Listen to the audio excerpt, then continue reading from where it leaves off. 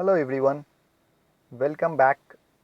आज का हमारा टॉपिक है लेटर वैदिक एज। ये लेसन 8 है और ये लेटर वैदिक एज का पार्ट 1 है। ठीक है, इससे पहले अर्ली वैदिक एज कवर कर चुका हूँ मैं। आप आई बटन में जाकर देख सकते हैं। You will get the more knowledge about these later Vedic age. Okay, तो चलिए शुरू करते हैं। Aryan expansion. ये आर्यन एक्सपेंशन क्या है भाई? तो आपको बता दूं मैं, वैदिक एज को आर्यन एज भी कहा जाता है। ठीक है, क्यों? क्योंकि आर्यंस नाम के एक ट्राइब रहते थे और वो जो है इंडिया में आए थे। ठीक है, अर्ली वैदिक एज जो था उस समय आए थे इंडिया में। और कहाँ पे बसे थे भाई? ब्रह्मावर्ता बोलकर जगह था, वहाँ पे बस के बहुत सालों तक रहे थे। फिर क्या किया ये आर्यंस लोग? बोले भाई अब चलो मूव करते हैं, कहीं मूव करना तो पड़ेगा, पॉपुलेशन वगैरह बड़ा होगा तो मूव तो करना पड़ेगा। तो ये लोग मूव करने लगे साउथ ईस्ट की तरफ और गैगेंटिक प्लेन में जाकर बसने लगे। ठीक है, पूरा फैल गया गैगेंटिक प्लेन में। गैगेंटिक प्लेन मतलब गंगा रिवर जहाँ से बहता है उसके अगल बगल जो भी ज़मीन है वहाँ पे। ठीक है, तो ये एक्सपेंशन कब से कब तक हो रहा था भाई? 1000 BCE से लेकर 600 BCE तक हो रहा था। BC मतलब बिफोर कॉमन एरा कह लो या बिफोर क्रिश्चियन एरा। ठीक है, आर्यावर्ता। आर्यावर्ता क्या था भाई? ये जगह में जाकर ये लोग बस रहे थे, नॉर्दर्न इंडिया और सेंट्रल इंडिया वहीं पे। ठीक है, आर्यावर्ता पुराना नाम है। आर्यावर्ता इसका किसका? नॉर्दर्न एंड सेंट्रल इंडिया का। यहाँ पर जाकर बस रहे थे, इसीलिए ये जितना 1000 से लेकर 600 BC है, इस पूरे को कहा जाता है लेटर वैदिक एज या इपिक एज। वैदिक एज क्यों कहा जाता?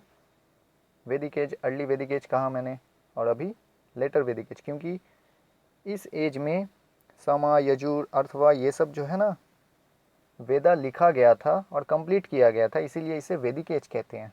अब बोलोगे सर आप इपिक एज क्यों कहते हैं? इपिक, ठीक है, इसी पीरियड में, लेटर वैदिक पीरियड में 2 इपिक लिखा गया था। इपिक मतलब क्या होता है? पोयम टाइप पे कुछ स्टोरी बताया गया है, उसी को इपिक कहते हैं। रामायण एंड महाभारत। ठीक है, ये 2 इपिक लिखा गया है। होप ये सब आपको मालूम होगा इसके बारे में, रामायण और महाभारत के बारे में। ठीक है, तो इस पीरियड में कंप्लीट किया गया था, इसीलिए इसे इपिक एज भी कहा जाता है। तो चलिए अब आगे देखते हैं मैप में गाइगेंटिक प्लेन। ठीक है, ये जो आप देख रहे हो यहाँ से,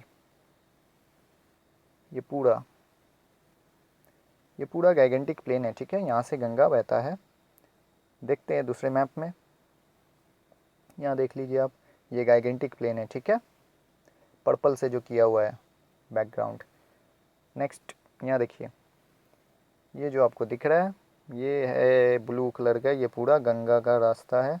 तो देख रहे हैं आप, नॉर्थ साइड से बह रहा है। तो यही है, कहाँ पे बसा था? अर्थवेदा किसका नाम था भाई? नॉर्दर्न इंडिया और सेंट्रल इंडिया का। तो इस सब जगह आके बस रहा था आर्यंस लोग। ठीक है, तो अब चलिए आगे बढ़ते हैं। नौ, ये जो लेटर वैदिक एज था ना, यही आयरन एज इन इंडिया में एक बिगनिंग का मार्क किया। ठीक है, अगर आपसे पूछे कोई आयरन एज कब स्टार्ट हुआ था इंडिया में, तो आप कह सकते हो 1000 से लेकर 600 BC के करीब हुआ था, क्योंकि लेटर वैदिक एज ही जो था स्टार्ट किया था, एक मार्क किया था। ठीक है, ऐसा क्यों? क्योंकि लेटर वैदिक एज के टाइम में क्या हुआ ना, लेटर वैदिक एज के टाइम में बहुत सारा आयरन का बेटर टूल्स, वेपन्स, ये सब बनने लगा था। ठीक है, आर्कियोलॉजिस्ट जब इसका खोज किए थे तो आर्कियोलॉजिस्ट को ये सब स्पेयर्स, एक्स, शॉर्ट्स, बोज, ये सब आयरन का बना हुआ टूल्स, ये सब बहुत सारा मिला था। तो इसीलिए कह सकते हैं लेटर वैदिक एज में जो था, आयरन का यूज़ बहुत ज़्यादा था, इसीलिए यहाँ आयरन एज का बिगनिंग भी कह सकते हैं इसे। ठीक है, तो अब ये आयरन का जब अच्छा अच्छा टूल्स बन गया तो इसका करते क्या थे भाई? आर्यंस को आसानी होने लगा फॉरेस्ट वगैरह को कट डाउन करने में।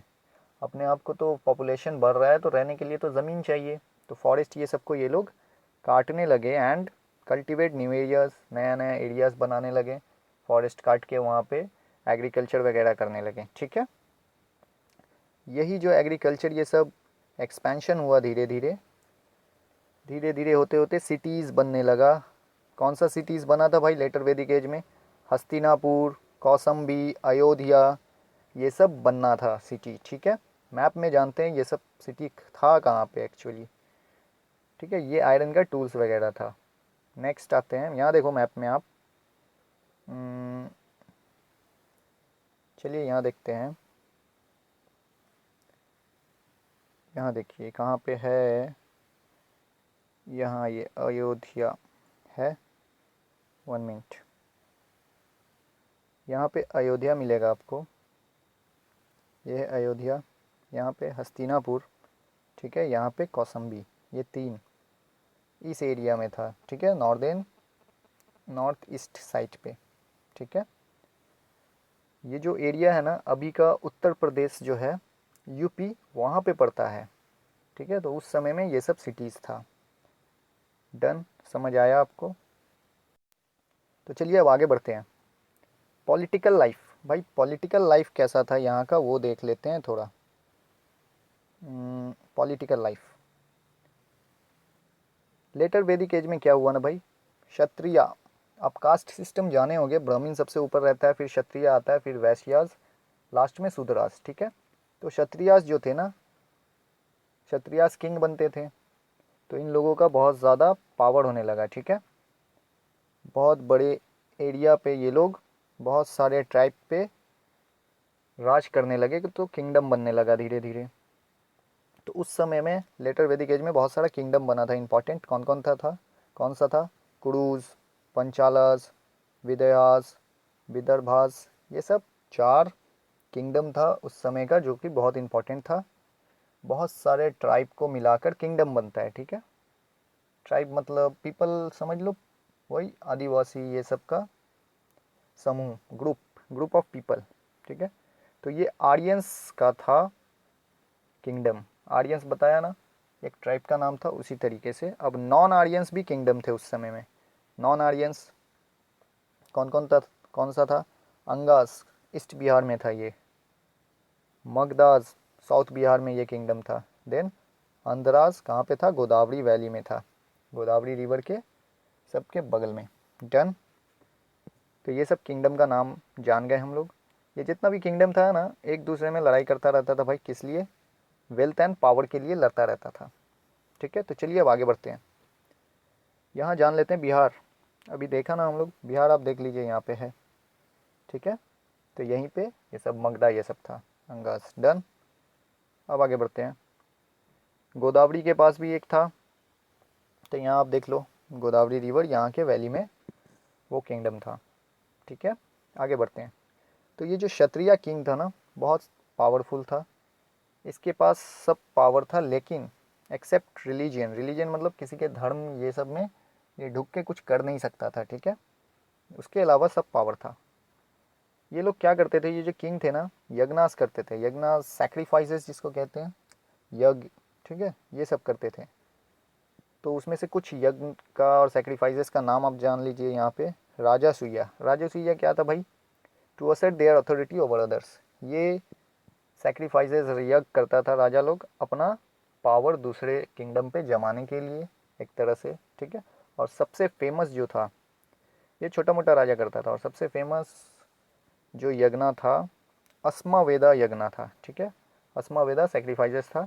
ये कौन करता था? ये बहुत पावरफुल किंग करता था। जानते हैं अस्मावेदा यज्ञ था क्या? डन, ठीक है। चलिए आगे बढ़ते हैं। तो अब जानते हैं अस्मावेदा यज्ञ था क्या। ये यज्ञ में क्या होता था ना, हॉर्स को छोड़ दिया जाता था खुला 1 साल के लिए, वनडे वनडे मतलब घूमने फिरने के लिए।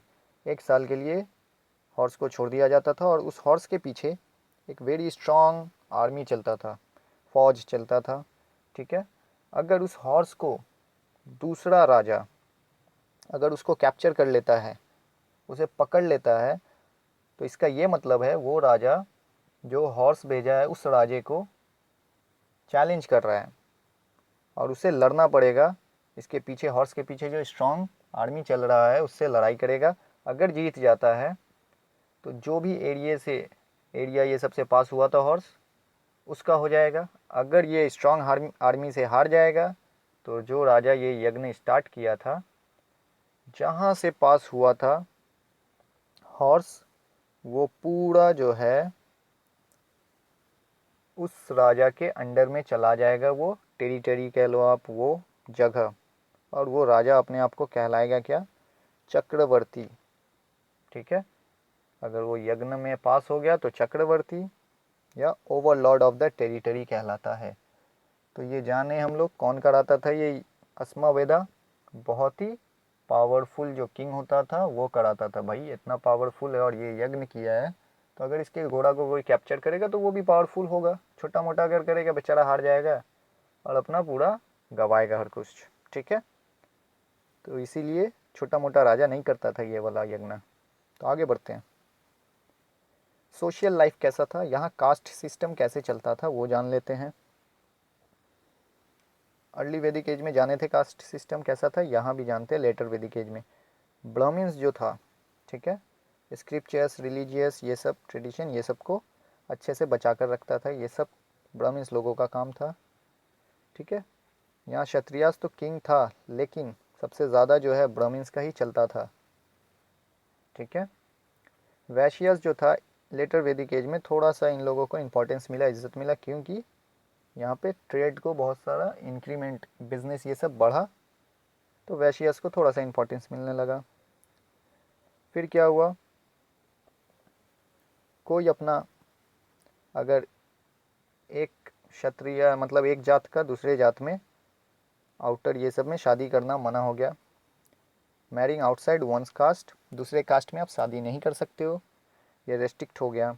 दूसरा क्या हुआ भाई, पहले क्या था, अर्ली वैदिक एज में कोई भी अपना अगर कास्ट चेंज करना चाहता है तो कर सकता है, लेकिन लेटर वैदिक एज में कोई अपना कास्ट चेंज नहीं करेगा। अगर वो जहाँ पैदा हुआ है वही रहेगा। वैश्यास में पैदा हुआ तो वैश्यास रहेगा, शूद्रा में रहा तो शूद्रास रहेगा, ब्राह्मण घर में पैदा हुआ तो ब्राह्मण रहेगा, ये सब था। पहले क्या था, जो जैसा काम करता था उसके हिसाब से उसको कास्ट में बांटा गया था। अब कास्ट सिस्टम कैसा हो गया था लेटर वैदिक एज में, जो जिसके यहाँ पैदा होगा, जैसा पैदा हुआ है वो वैसा ही रहेगा। You are not allowed to change your caste. Okay, next आगे बढ़ते हैं, ये इंपॉर्टेंट है। नेक्स्ट आश्रमास। ठीक है भाई, ये आश्रमास था क्या, ये जो आर्यंस का एज था ना, आर्यंस के लाइफ को पूरे 4 हिस्से में बांटा गया। 4 स्टेज, स्टेज को ही आश्रमास कहते हैं। ठीक है, 4 स्टेज में बांटा गया। क्या भाई, कोई भी आर्यंस है उसको 4 जिंदगी में ये 4 स्टेज करना है। पहला स्टेज क्या था भाई, ब्रह्मचार्य एंड द गुरुकुल सिस्टम। ब्रह्मचार्य के जैसा रहना पड़ेगा आपको। कैसा भाई, इसका मतलब होता है life of student, first stage. पहले लाइफ ऑफ स्टूडेंट, एक स्टूडेंट के जैसा आप रहोगे। कहाँ जाकर रहोगे, बॉयज़ और कभी कभी क्या होता है गर्ल्स, दोनों एक गुरु के पास भेज दिया जाता था। गुरु और गुरु के फैमिली ये सब साथ में रहते थे, तो वो गुरुकुल सिस्टम वहीं से आया। ठीक है, गुरु के फैमिली और गुरु के साथ रख दिया जाता था बहुत ही छोटे एज में लड़का लड़की को, कि वहाँ जाकर पढ़ेगा, हर कुछ सीखेगा। ठीक है, तो वहीं से गुरुकुल सिस्टम स्टार्ट हुआ था। तो यहाँ पढ़ते क्या थे भाई ये लोग, गुरु के पास जाकर वेदास पढ़ते थे। ठीक है, subjects like astronomy, mathematics, medicine, science, ये सब पढ़ाई करते थे। और क्या सिखाते थे गुरु इन लोगों को, आर्ट ऑफ वॉरफेयर भी सिखाते थे, जंग कैसे लड़ना है ये सब भी सिखाते थे इन लोगों को। और ये जो गुरु थे ना, कोई फीस नहीं लेते थे। ठीक है, तो स्टूडेंट को करना क्या पड़ता था भाई, कोई फीस नहीं लेते थे, और ये स्टूडेंट को गुरु को एज अ अपने पेरेंट्स जो होते हैं उस उनके तरह इज्जत देना पड़ेगा, हर कुछ ख्याल रखना पड़ता था। ठीक है, और जब पीरियड ख़त्म हो जाता था, ये ब्रह्मचार्य का जब पीरियड स्टूडेंट लाइफ ख़त्म होने लगता था, तो कोई तो फीस देना है नहीं गुरु को, तो गुरु को एक गुरु दक्षिणा दिया जाता था। तो जो भी स्टूडेंट थे अपने कैपेसिटी के अकॉर्डिंग देते थे गुरु दक्षिणा। ठीक है, ये मालूम होगा आपको, एकलव्य भी दिया था द्रोणाचार्य को। ठीक है, तो ये फर्स्ट स्टेज था लाइफ ऑफ स्टूडेंट, ब्रह्मचार्य। नेक्स्ट क्या जानते हैं, नेक्स्ट गृहस्था। गृहस्था सेकेंड स्टेज है। ये क्या था भाई, life of a married house holder. शादी करना है, शादी करोगे क्या होगा भाई उसके बाद, मैन एंड वुमेन जो होगा अपना अपना duties, man as a husband और wife as a housewife, lady sorry, ठीक है, lady as a housewife अपना जो भी ड्यूटीज़ है पूरा करो। गृहस्था में ये था अच्छे से। नेक्स्ट थर्ड स्टेज क्या था, वनप्रस्था। वानप्रस्थ में क्या करना रहता था?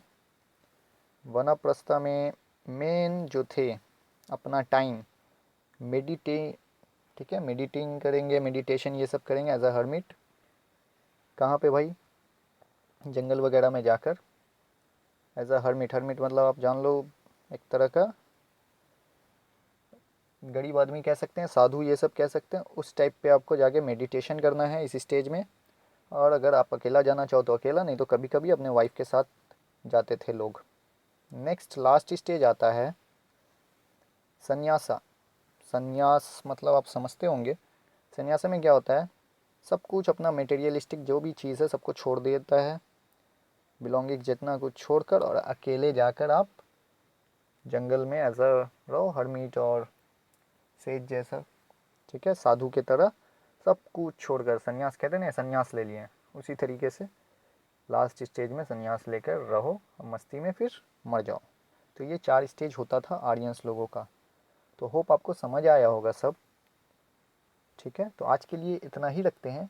नेक्स्ट वीडियो में पार्ट 2 में हम लोग पढ़ेंगे लेटर वैदिक एज का और भी आगे। ठीक है, तो अभी के लिए इतना ही। Thank you for watching.